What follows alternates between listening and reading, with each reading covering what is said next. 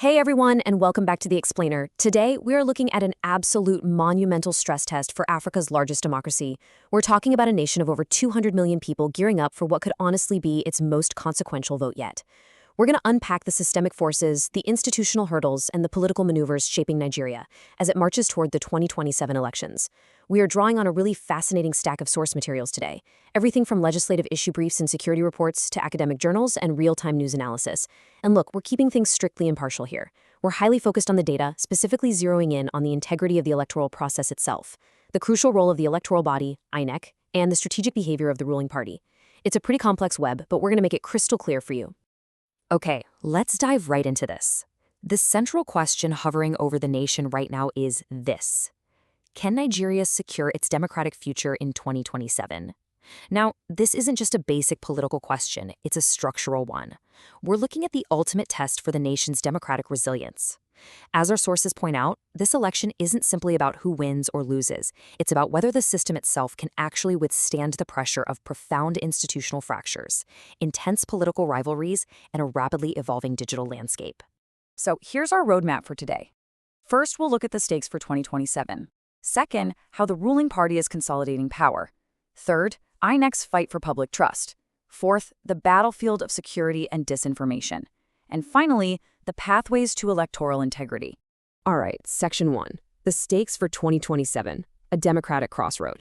To really grasp what's coming, we have to look back at the shockwaves left over from the 2023 election cycle. That previous vote fundamentally shifted the ground beneath Nigeria's political establishment, and those vibrations, well, they're still highly active today. I want to draw your attention to this quote from a Clemson University study from our sources. It notes, younger people have turned to Obi out of dissatisfaction with the status quo in Nigeria and lingering outrage over the savage suppression 2 years ago of the #EndsSARS movement. This right here is a critical baseline. The 2023 election saw the birth of what citizens termed the third force.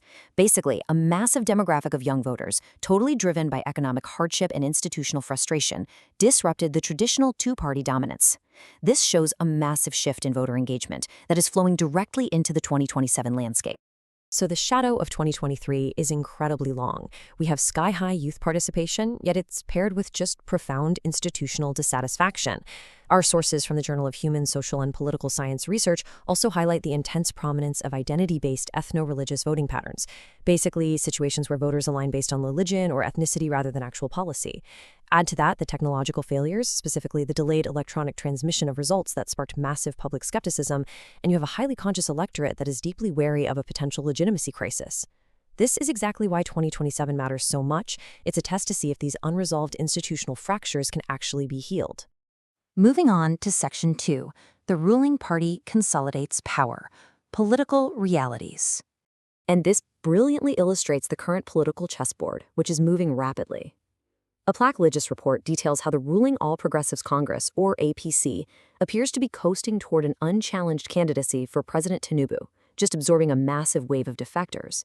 But, this influx creates its own headaches, namely fierce internal squabbles over elective seats and the vice presidential slot. Meanwhile, on the other side, the opposition, the PDP and the Labour Party, are really struggling to stay afloat. They are currently mired in leadership crises, factional disputes, and the heavy fallout from 2023. It's making it incredibly difficult for them to sustain any kind of unified, credible campaign infrastructure nationwide. Let's look at a real-world example of this consolidation. Just take a look at this headline from the Nigerian Observer: Defections rock Edo North as Okpebholo consolidates grip. Now, this isn't just some local story. It is a perfect microcosm of the national political migration that's currently taking place. This gale of defections absolutely strengthens the APC's hold, but it's essentially a high-stakes game of political musical chairs. As our sources warn, having more interests converging within one single party inevitably intensifies the rivalry and internal competition for tickets ahead of the primaries.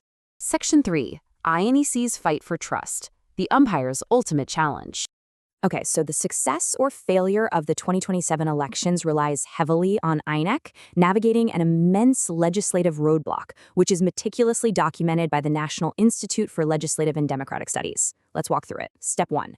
The Electoral Act 2022 allowed for electronic transmission of results, but it deliberately lacked a strict mandate for real-time uploads. Step 2.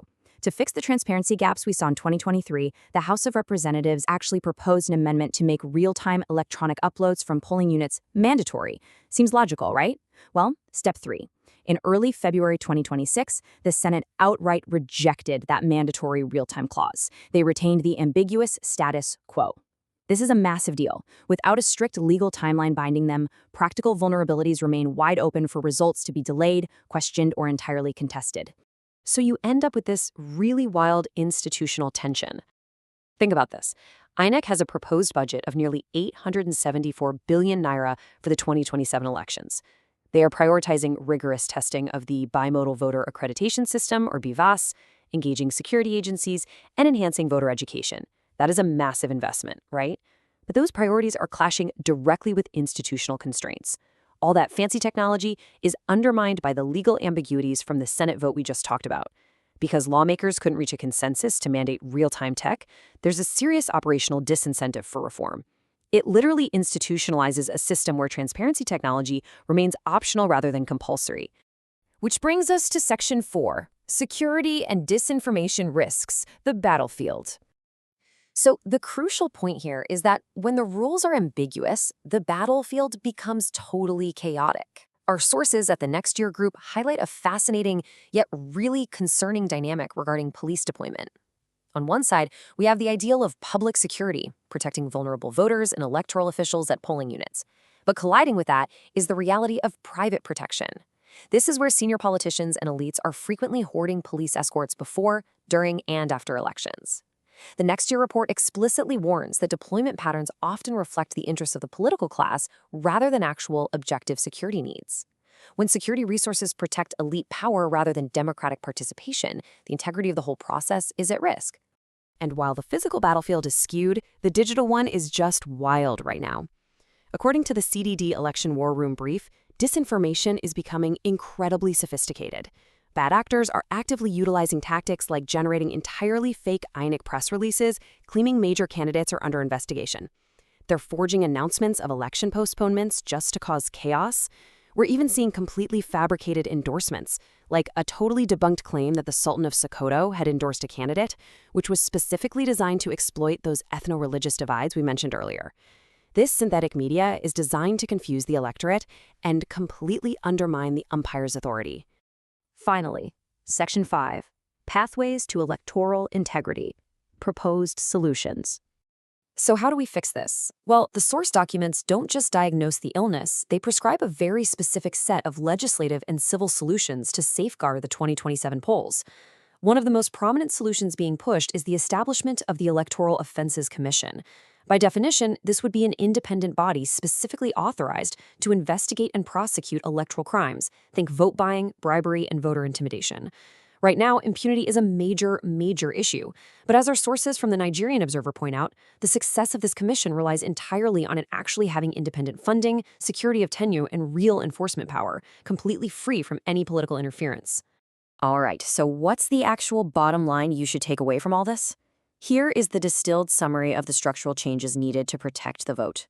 First, the legislature absolutely needs to mandate real-time e-transmission to the IREV portal with strict timelines, say 60 to 120 minutes after polling ends.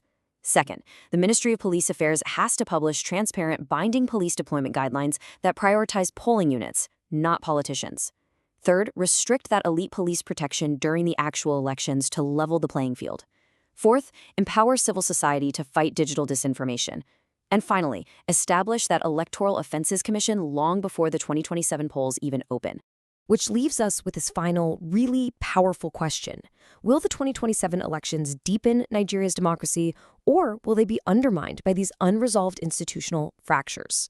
We've seen the incredible energy of the electorate for sure, but we've also seen the massive structural loopholes that political actors are already preparing to exploit.